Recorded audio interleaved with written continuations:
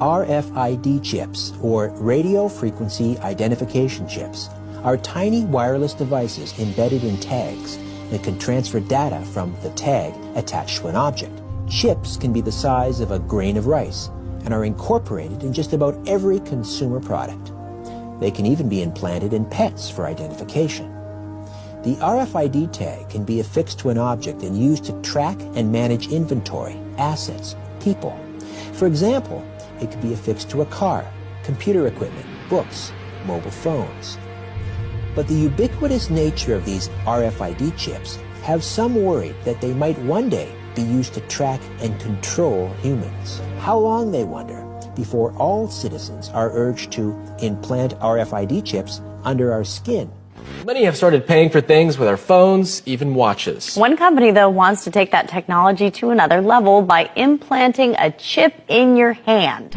Neuralink is also generating concern among some people. Musk has officially confirmed that hopefully later this year we'll do our first human device implantation. Indeed, Elon Musk's Neuralink has been making headlines as it applies its revolutionary research to all humans. Adolf Hitler, Mussolini, and Stalin would have given their left arm for such a surveillance system.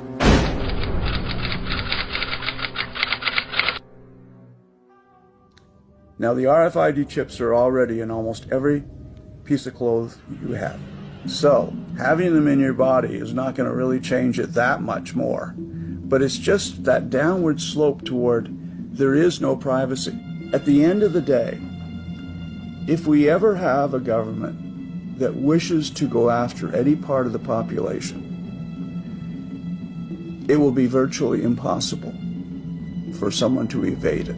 It's basically a computer chip with a radio antenna. Now, they can be made small as a grain of sand, and who knows going forward what forms they're going to take, but right now the typical RFID chip looks like a grain of rice.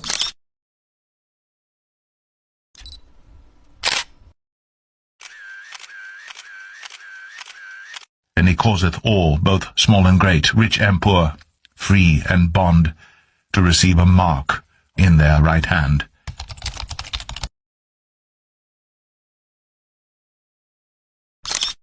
Or in their foreheads.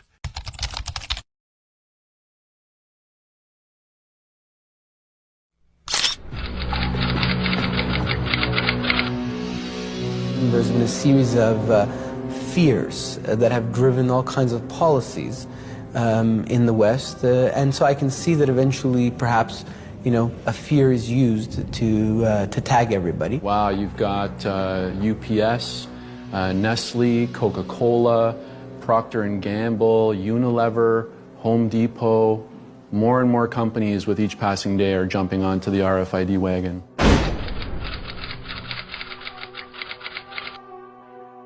Because there is no law to indicate whether or not an RFID is present, as the consumer basically opens themselves up to data mining simply based on the fact that this chip can be read at a distance and without the consumer knowing.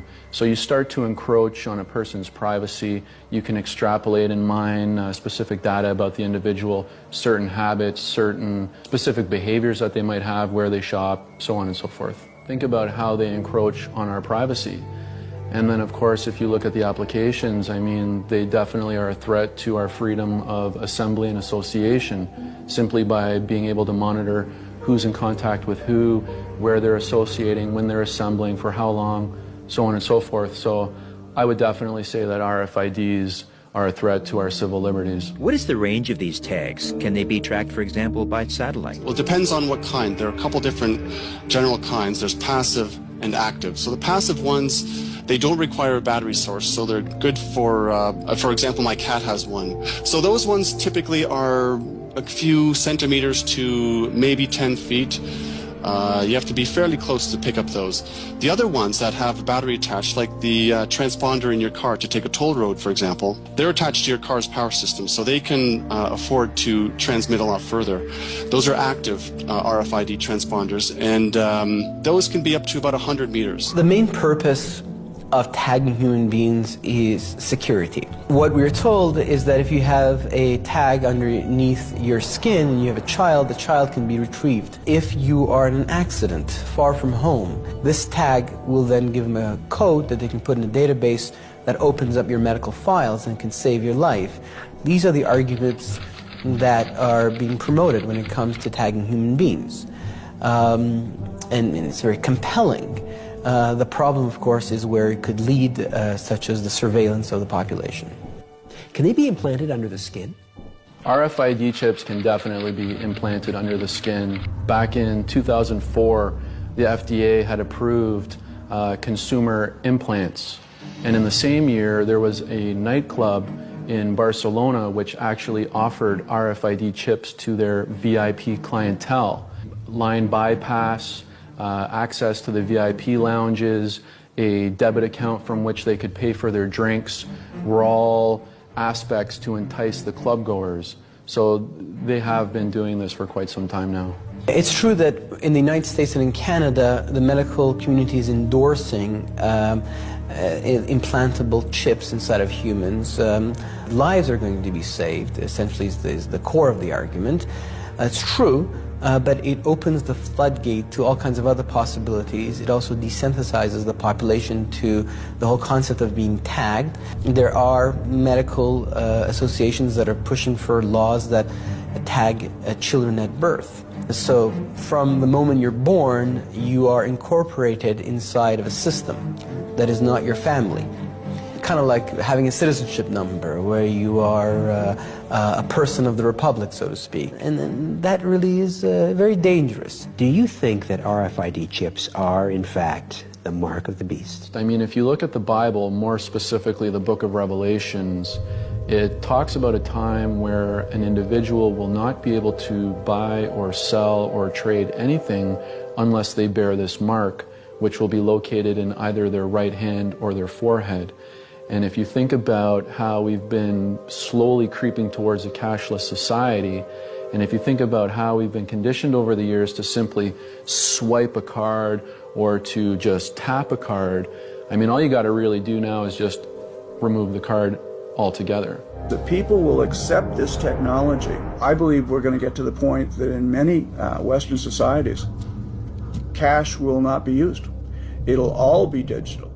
Is the Fed working on a digital dollar? We are actually evaluating that. Most major countries are now looking at the possibility of having a digital currency and really asking the question. Imagine a government that creates money that has an expiration date, and if you don't use it, it'll disappear.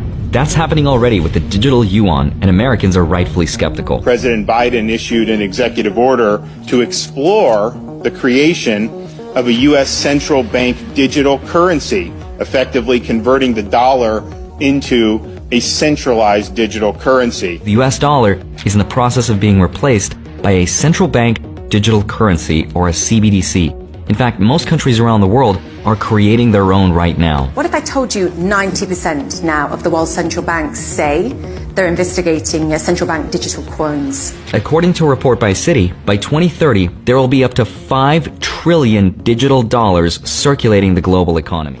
And once this system exists and people have graduated to a chip beneath the skin, all the government would have to do is say, come down to your local city hall in the next 30 days and we will add 666 to your already existing number. And it could happen just in a matter of months. Everyone would be, because the system would already exist technologically, but also within the body.